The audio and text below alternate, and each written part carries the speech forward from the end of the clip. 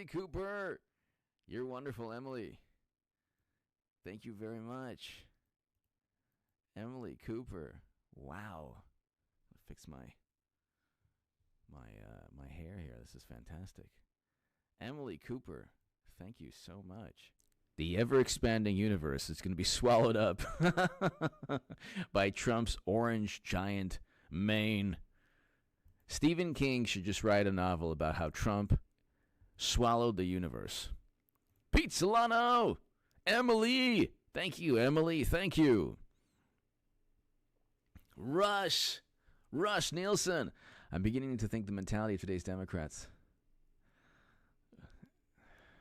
Rush Nielsen. You know, let me tell you something.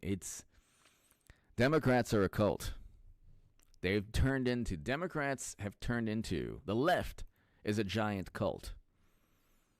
It's a giant cult. The left, Democrats. The Democrats rely on intimidation, scorn, mocking, and silencing people who just deviate even a little bit from their ideology.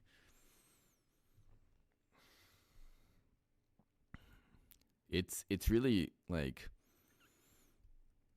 they went after me, they found nothing, and then their only comeback was, well, he has no shame. It's like, well, why would I care what a bunch of fools say about me?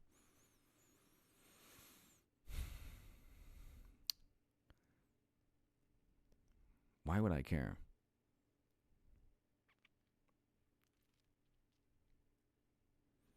Like, why on earth would I care? But this is really interesting. Hillary Clinton.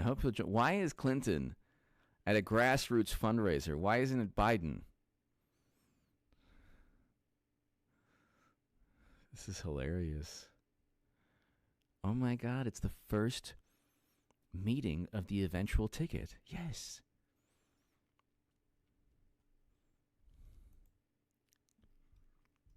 Okay. Because the way they see it is like you can either like Trump is like eating a hamburger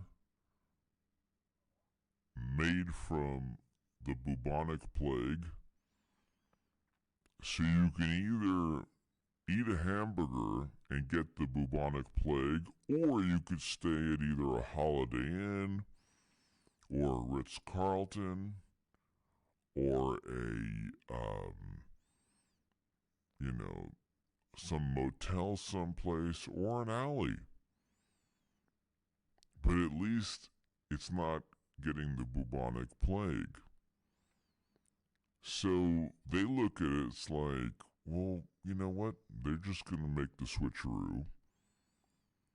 Because obviously Clinton does better in Florida and other places.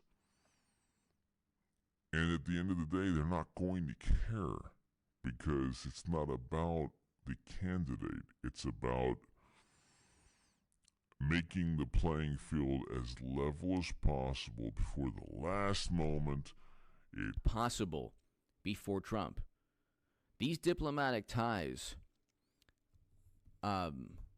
were not seen possible. They just were not seen possible. They weren't viewed to be possible. And it's like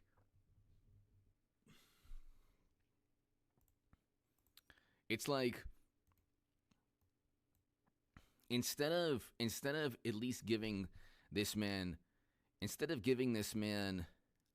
credit and saying, okay, you know, we don't like his personality, but he did accomplish something that's wonderful. Instead of just admitting this,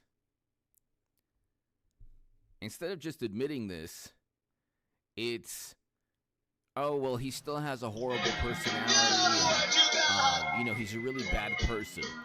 William R. Abrams, Stephen King's opinion scarier than his right.